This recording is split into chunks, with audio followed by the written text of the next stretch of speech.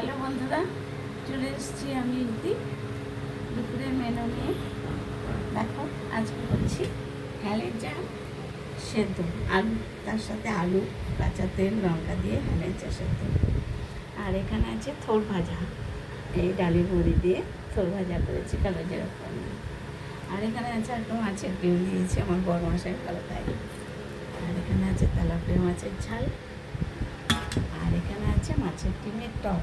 এই টকটা আমাদের বাড়ি সবাই ভালো খায়, ছেলেও ভালো খায়, তার জন্য মাছের ডিম আনলেই আমি টক করি। এই হচ্ছে আজকের মেনু বন্ধুরা। আজকে সকালবেলা পড়ে গিয়ে বন্ধুরা ব্যথা পেয়েছি, শরীরটা বেশি ভালো না, তাই বেশি রান্না করিনি। এখন অনেক কাজ রয়েছে, এই সামান্য মেনু দিয়েছি। মেনুটি কেমন লাগলো বন্ধুরা? তোমরা একটু লাইক করে শেয়ার করে পাশে থেকো। টাটা, সবাই ভালো থেকো, সুস্থ থেকো। আজকেও মেঘলা মেঘলা ওয়েদার, ঝিরিঝিরি বৃষ্টি হচ্ছে, সবাই সাবধানে থেকো। টাটা।